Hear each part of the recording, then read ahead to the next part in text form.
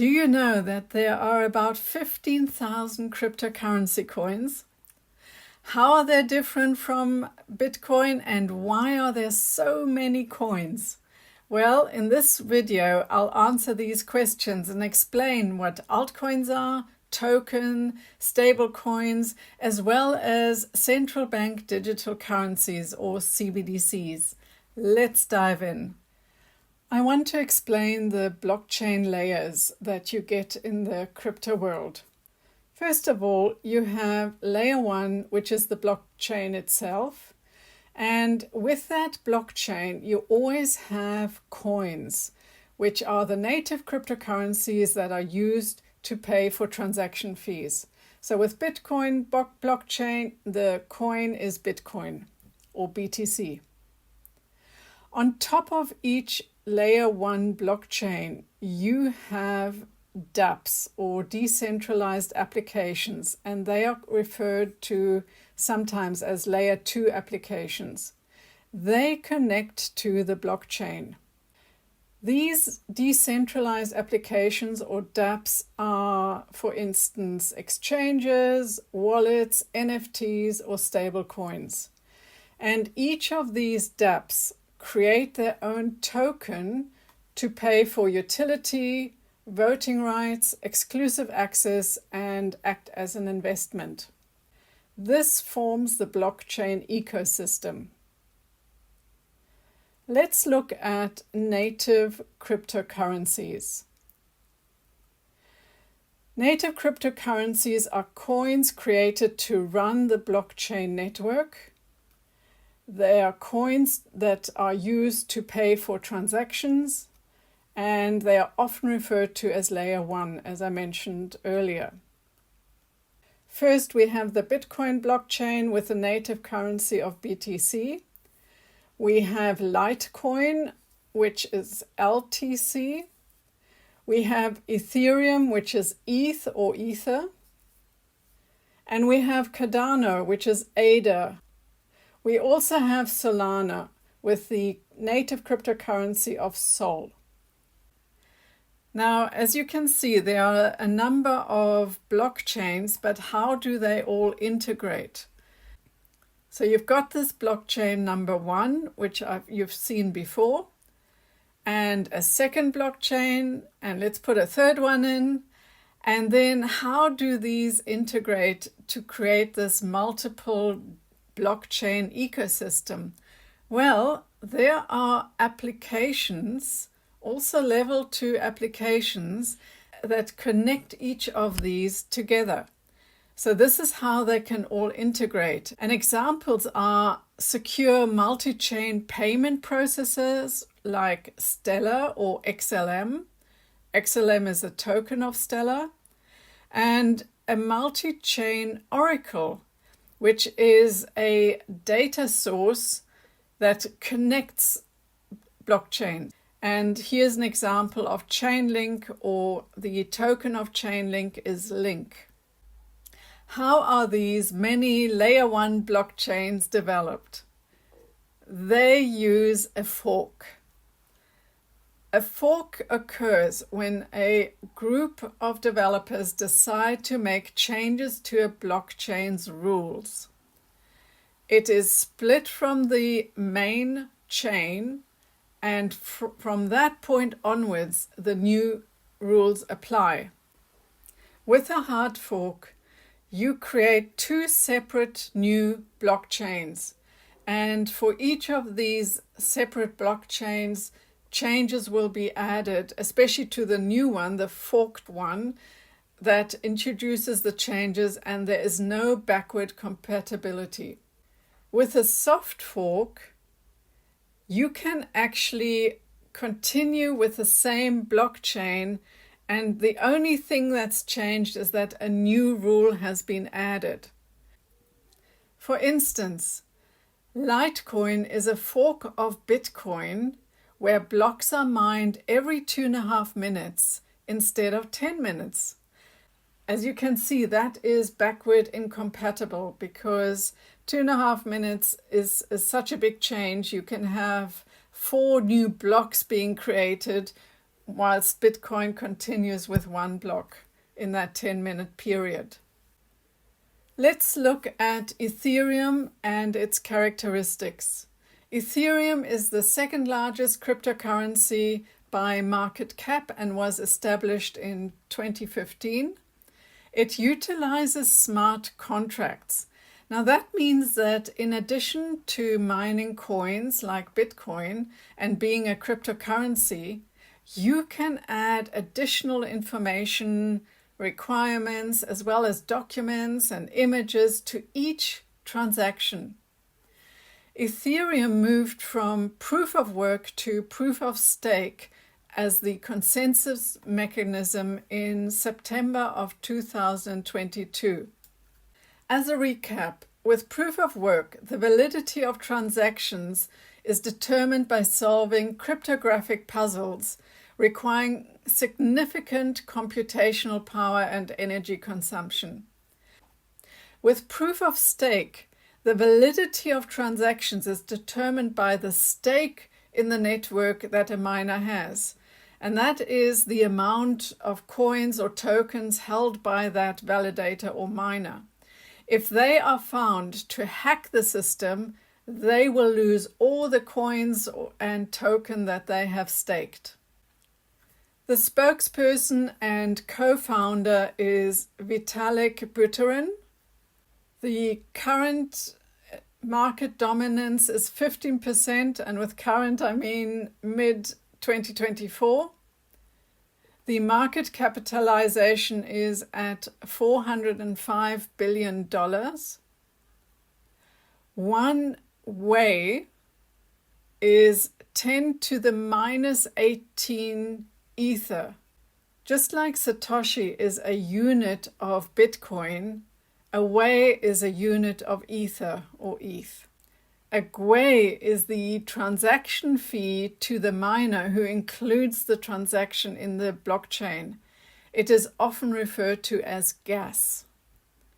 And one gwei is 10 to the minus 9 Ether or ETH. We've established that we have these blockchains like Bitcoin, Ethereum, Solana, and Cardano, and there are a number of others. But on top of them, we have these layer 2 dApps, and those form the ecosystem of that blockchain. Here you can see the Bitcoin ecosystem, and this is about 2 years old. All of these ecosystem charts that I'm showing you are about 2 years old. There might be some new ones and others will have fallen away, but I wanted to show you the extent of all these layer 2 applications. This is the Ethereum DeFi ecosystem. Here's Cardano's ecosystem and Solana's ecosystem. If you like this video, hit the like button and subscribe. It will help others just like you find this video as well. Let's look at the current Web3 dilemma. First of all, it's distributed, which means that no one owns the internet. It's permissionless, it's always on, and that's all a really good thing. It's secure, which means it's unalterable, trustless, transparent, and open source. However, it is not scalable yet. It's not fast, and there are transaction costs with every single transaction you want to take. Let's look what a token is and how they are created. A token is a unit of value that operates on an existing blockchain and can be used for a specific purpose within the environment. When a decentralized application is set up, the founders generate a large number of tokens to fund the development. It's similar to purchasing shares in a startup. Once the applications deliver a service, these tokens are then used to pay for that service. If an investor believes the service will be used more in the future, They can invest in the token. Tokens are traded on a decentralized exchange. Now, with the old way, you first build and then the money comes. With the new way, you first create the money and then you build the service. And that's how tokens are created. Now let's define the characteristics of stablecoins. Stablecoins are a new class of cryptocurrencies that attempt to offer some price stability. There are two types of stablecoins: collateralized and algorithmic stablecoins. The collateralized stablecoin is pegged one-to-one against a different asset class, like the US dollar. For instance, we have the USD coin, or USDC for short. With the algorithmic stablecoin, the algorithm increases the supply in the event of a deflationary tendency of the token, or reduces the supply in the event of a decline in purchasing power of the stablecoin. Although it's not pegged to the US dollar or the euro, it's always slightly above $1 or slightly below $1. And you will see examples when you look at an exchange. Now, Terra UST was an example of an algorithmic stablecoin that collapsed within days in May 2022. So these algorithmic stablecoins can be very volatile. Stablecoins make up 75% of all trading volumes, and they are used to hold funds on a decentralized exchange. I want to show you a few of the current major stablecoins linked to the US dollar. You've got Tether USDT, USD coin, as I mentioned before, and it's USDC. You've got Binance USD or BUSD. You've got DAI. You've got True USD or TUSD, and then you've got Pax Gold or USDG. Now, I'm sure you've heard about meme and shitcoins, and here's what they are. As of July 2024, there are about 300 meme coins, and the most famous one is Dogecoin, which came about in 2013, and it was a payment system set up as a joke. It is a fork of Lucky Coin, which is a fork of Litecoin, which is a fork of Bitcoin.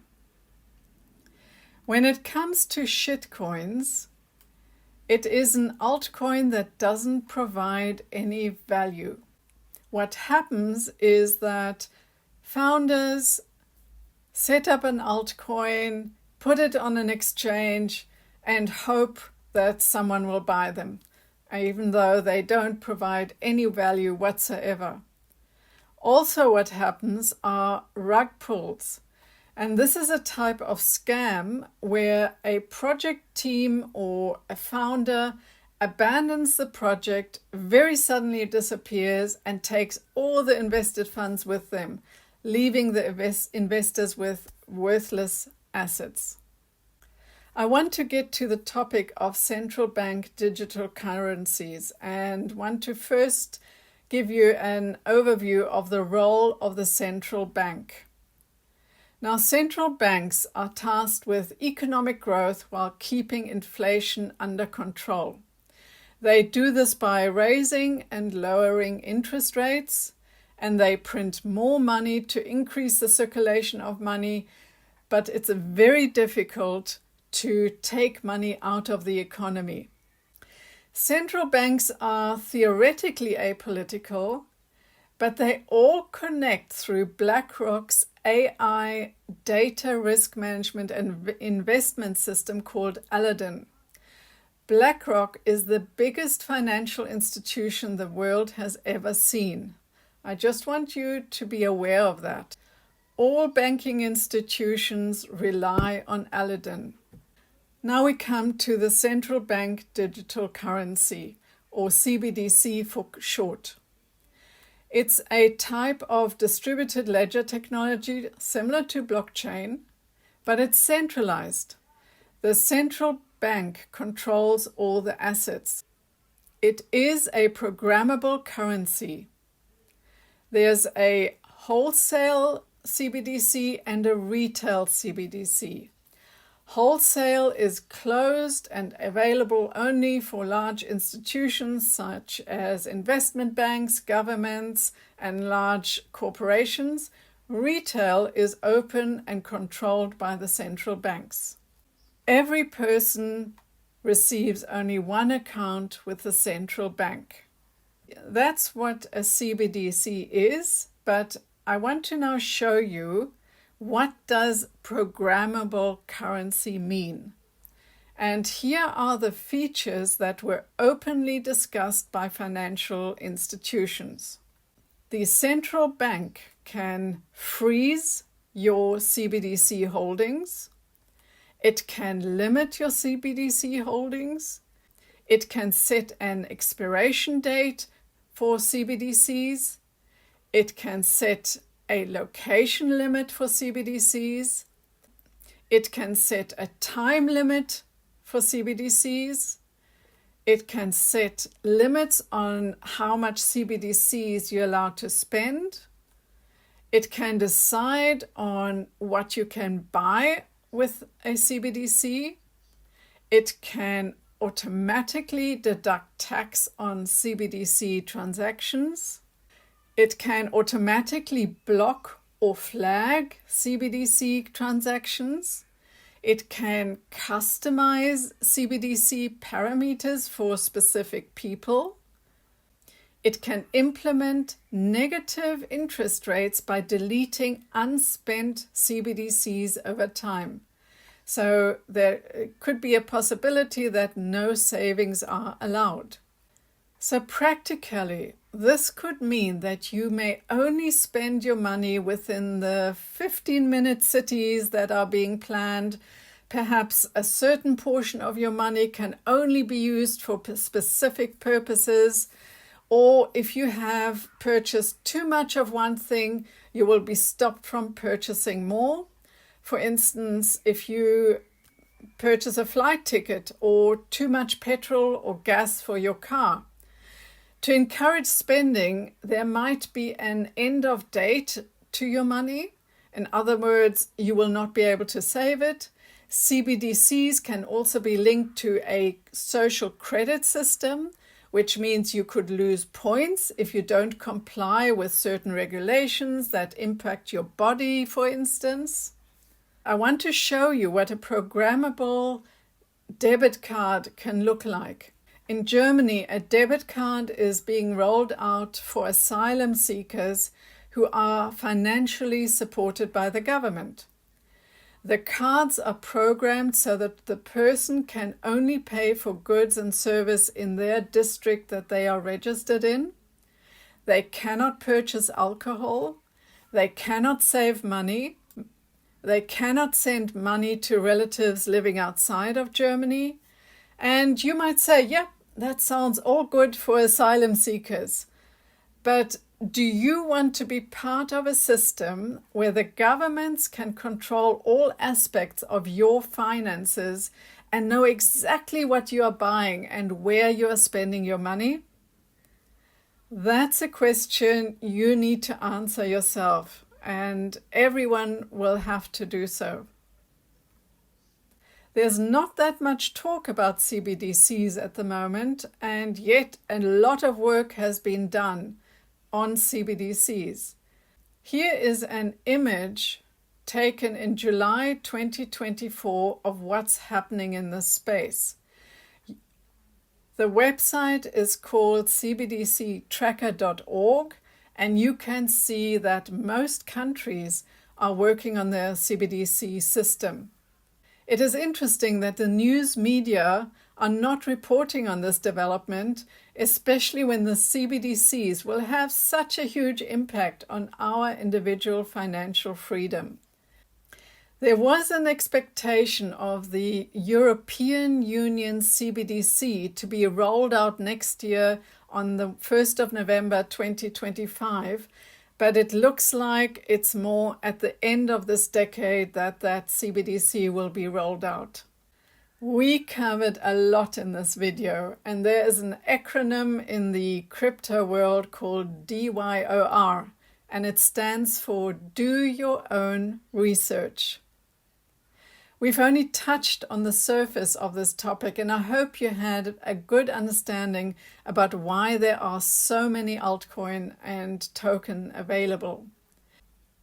In the next video, we will look at existing and future applications of blockchain technology in several different industries. I'll share some practical examples where blockchains is and can be used to increase efficiency, reliability, and transparency in our society. I look forward to see you there.